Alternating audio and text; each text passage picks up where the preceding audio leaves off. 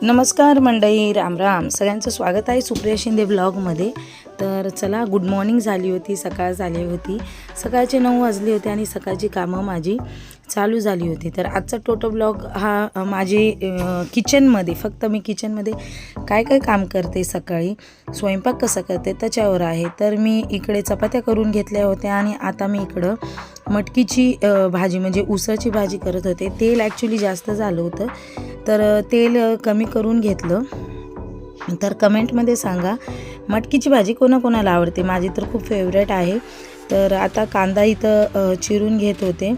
तर कांदा, टोमॅटो आणि इकडं भाजीची तयारी चालू होती. तेल ऑलमोस्ट गरम झालं, तर कांदा चिरून झालता, टोमॅटो चिरून घेत होते.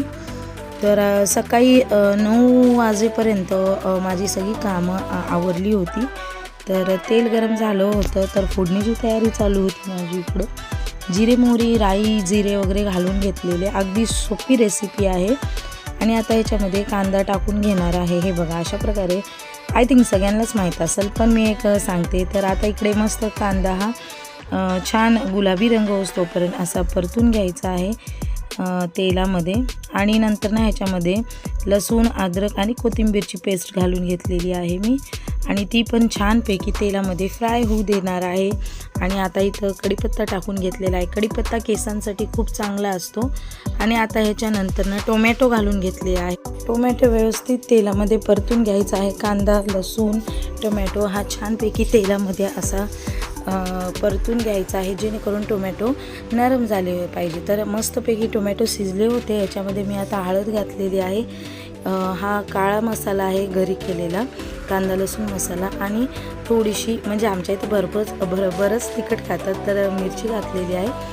तर आता इकडे दूध गरम करायला ठेवले, दूधवाले आलते.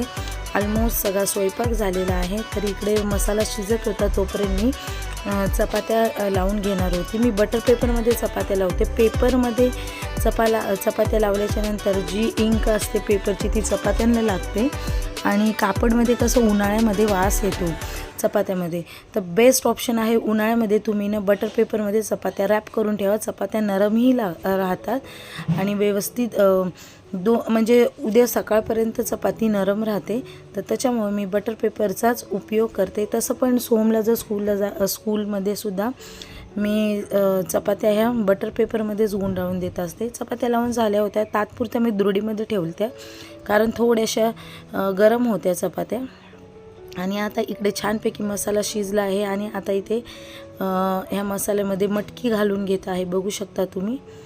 तर खूप जण मटकी भाजून घेतात, तर मी भाजून घेतलेली नाही आहे, डायरेक्ट मी मटकी मसाल्यामध्ये घातलेली आहे.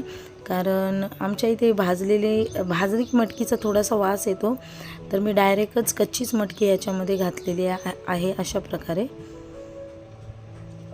तर छानपैकी आता सगळ्या मसाल्यामध्ये ही मटकी मिक्स करून घ्यायची. मी ॲक्च्युली कुकरमध्ये करत असते, पण आज एवढा वेळ नव्हता मला, म्हणून मी फटकून फोडणी घातली.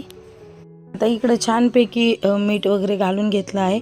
आमच्या इकडे उसळमध्ये साखर टाकतात, आणि मी सुद्धा साखर टाकते उसळमध्ये. आम्हाला म्हणजे आमच्या घरात सगळ्यांना साखर टाकलेली आवडते.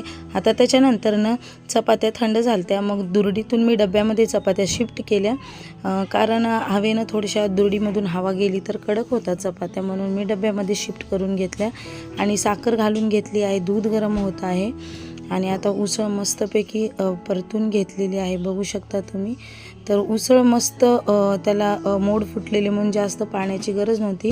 थोडंसं पाणी टाकलेलं आहे, कोथिंबीर घालून घेतलेली आहे, आणि मस्तपैकी आणखीन एकदा मी उसळची भाजी पूर्ण परतून घेतलेली आहे.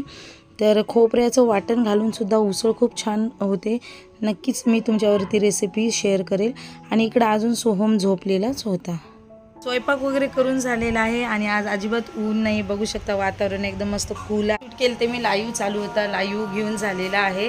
आणि आता जेवायला बसणार आहे मी. मागे सरक. तर सोहम TV पाहतोय. मी भांडे वगैरे 2 टपले भांडे वगैरे घासले. किचन घर आवरून झालेलं आहे, बाकीच्या सगळ्या रूम्स वगैरे आवरून झालेले आहेत माझ्या. तर आता जेवण बाकी. आजच्या व्हिडिओमध्ये एवढंच. जर आजचा व्हिडिओ तुम्हाला आवडला असेल तर माझ्या चॅनलला नक्की सबस्क्राईब, लाईक आणि शेअर करायला विसरू नका. पुन्हा एकदा भेटूया नवीन व्हिडिओमध्ये.